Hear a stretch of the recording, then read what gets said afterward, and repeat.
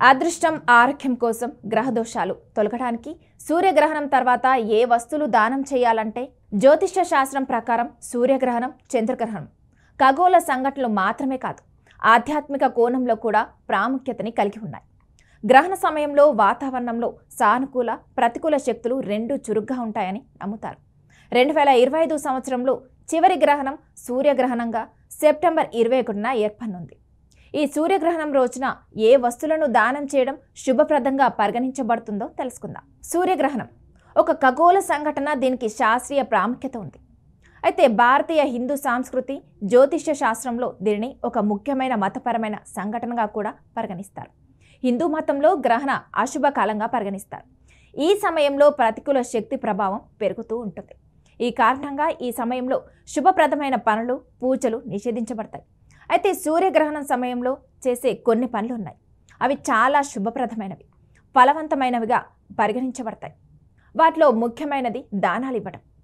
జ్యోతిష్య శాస్త్రం ప్రకారం గ్రహణ కాలంలో చేసే దానాలు సాధారణ రోజులలో చేసే దానాల కంటే చాలా రెట్లు ఎక్కువ ఫలితాలను ఇస్తాయి. సూర్యగ్రహణం రోజున చేసే దానం ప్రాముఖ్యత. హిందూ మత విశ్వాసాల ప్రకారం గ్రహణ సమయంలో వాతావరణంలో ప్రతికూల శక్తులు చురుగ్గా ఉంటాయి. ఈ ప్రతికూల ప్రభావాలను తగ్గించడానికి, జీవితంలో ఆనందం శాంతిని తీసుకురావడానికి దాన ధర్మాలు ఉపయోగించబడతాయి. దాన ధర్మాలు చేయడం ద్వారా ఈ ప్రతికూల శక్తుల ప్రభావం తగ్గి తనపై ఉన్న చెడు ప్రభావం నుంచి ఉపశమనం లభిస్తుందని నమ్మకం.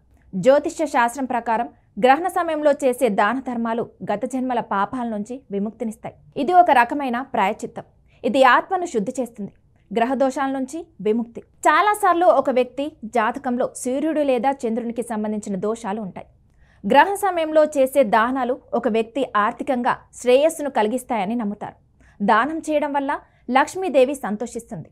ఇంట్లో సంపద, ఆహారానికి కొరత ఉండదు, పుణ్యం ప్రాప్తి. గ్రహణ సమయంలో చేసే దానం వేల యజ్ఞాలకు, కోట్ల తీర్థయాత్రలకు సమానమైన పుణ్యాన్ని ఇస్తుందని మత గ్రంథాలలో చెప్పబడింది. సూర్యగ్రహణం రోజున ఏ వస్తువులను దానం చేయడం శుభప్రదం? సూర్యగ్రహణం రోజున ముఖ్యంగా సూర్యుడికి సంబంధించినవిగా భావించే వస్తువులను దానం చేయాలి.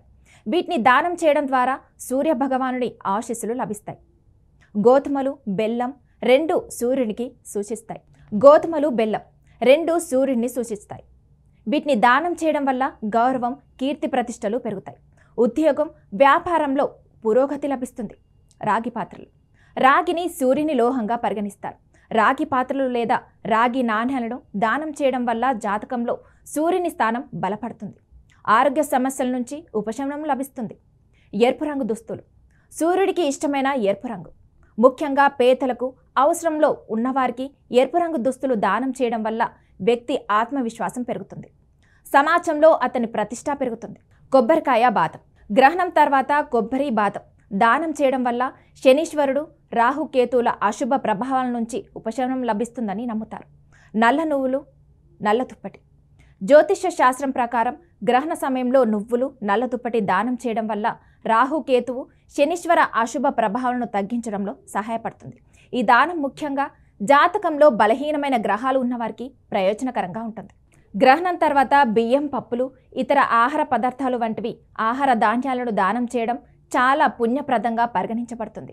ఈ దానం పేదలు, ఆకలితో ఉన్నవారి ఆకలిని తీరుస్తుంది. ఈ దానం వలన పుణ్యం లభిస్తుందని నమ్మకం. దానం చేయడానికి సరైన సమయం, మార్గం గ్రహణం ముగిసిన తర్వాతే దానం చేయాలి. దానం చేసే వస్తువులు శుభ్రంగా ఉండాలి. దాన ధర్మాలు ఎల్లప్పుడూ పేదలకు, ఆపన్నులకు చేయాలి. దానం చేసేటప్పుడు మనసులో ఎలాంటి అహంకారం ఉండకూడదు.